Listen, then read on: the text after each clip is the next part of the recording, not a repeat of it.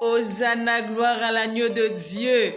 Jésus-Christ est ressuscité, il n'est pas resté dans le tombeau. Alors que la gloire de notre Seigneur Jésus-Christ soit sur chacun d'entre nous. Nous bénissons Dieu pour sa fidélité. Alléluia. Alors je suis ravie de te retrouver. Je te salue dans le nom précieux de Jésus.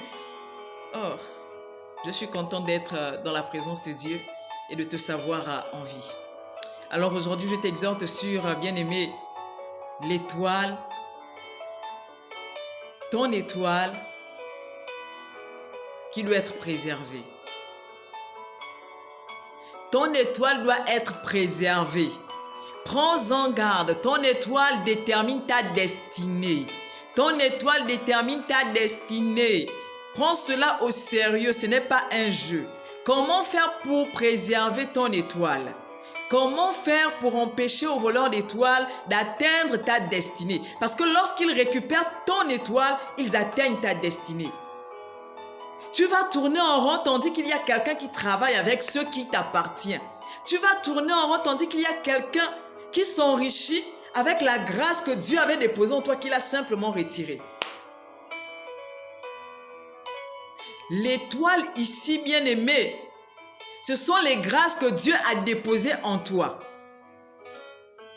Pour la petite histoire de la naissance de Jésus, lorsqu'Hérode a entendu que le roi des Juifs devrait naître, bien-aimé, il a appelé les mages en secret. Les mages, c'est le diminutif des magiciens.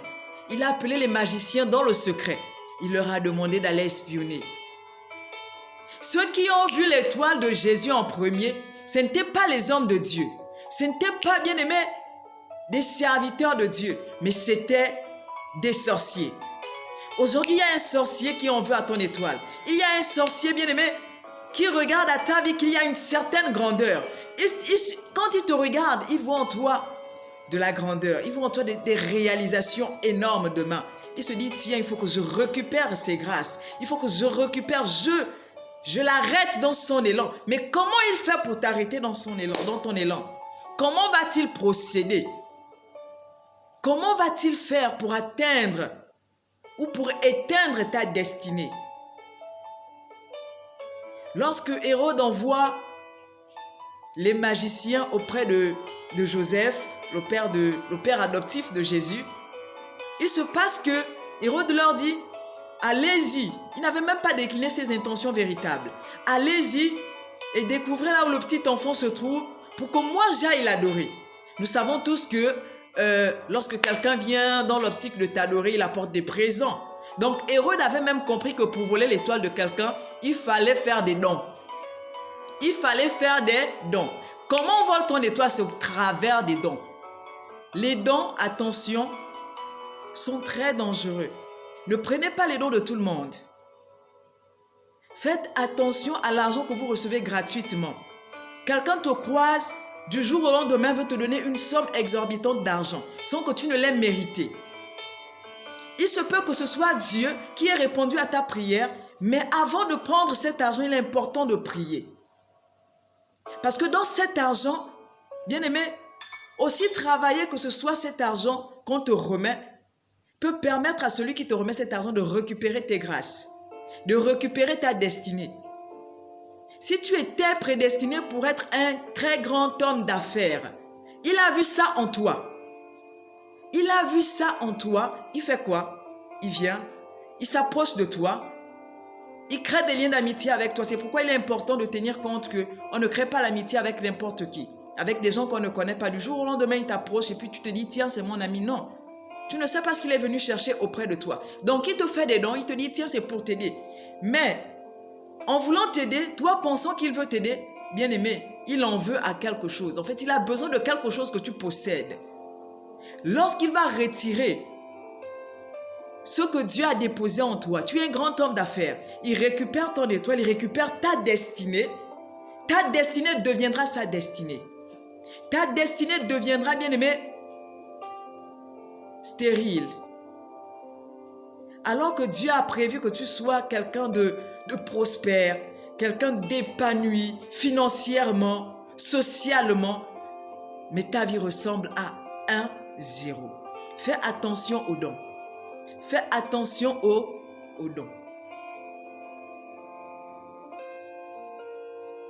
L'argent qu'on vous donne, priez avant de prendre cet argent. Parce que les gens peuvent travailler sur cet argent et lorsque vous recevez, simplement, lorsque cet argent touche la paume de votre main, l'argent c'est le sang. Lorsque cet argent touche la paume de votre main, il y a quelque chose de soutiré. La main est une porte spirituelle. Donc au travers du contact qu'il y a entre cet argent et ta main qui est une porte spirituelle, il rentre dans ta vie, il récupère.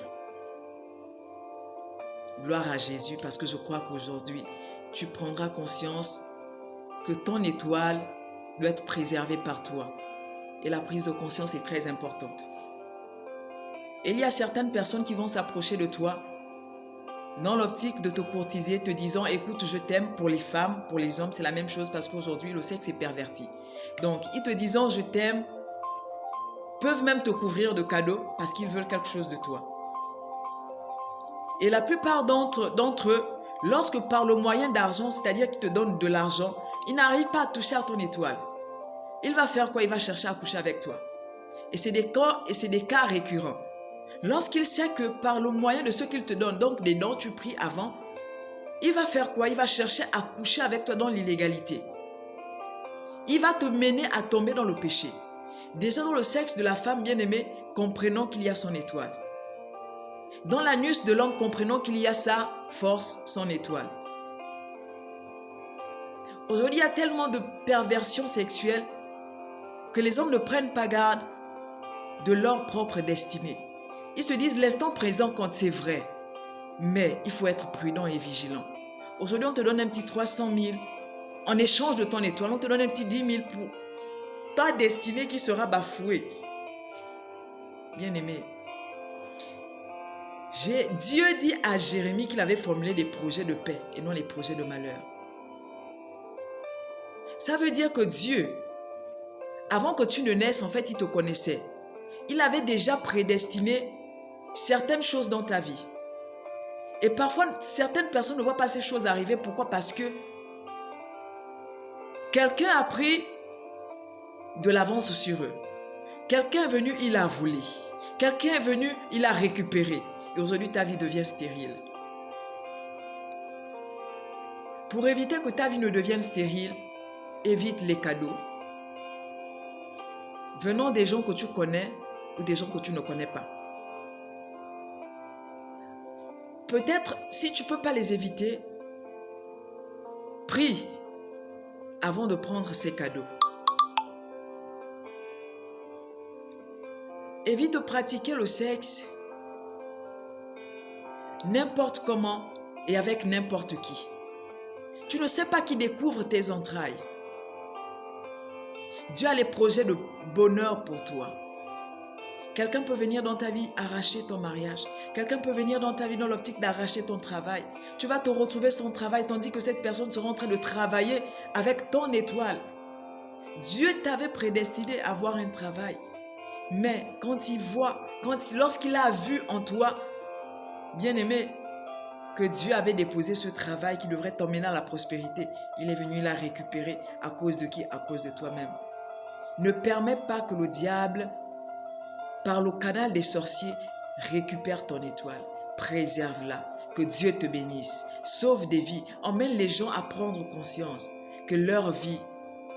La Bible dit, la vie et la mort sont au pouvoir de la langue. Toutefois que tu auras à parler, à proclamer des paroles d'autorité, rassure-toi, rien ni personne ne tiendra devant toi. Dieu dit à Jérémie, tant que tu vivras, personne ne tiendra devant toi. Alors prends ce Jésus pour appui, prends ce Jésus pour ami. Avant de faire quoi que ce soit, prie. L'apôtre Paul a dit à Timothée, avant toute chose, adonne-toi à la prière. C'est important.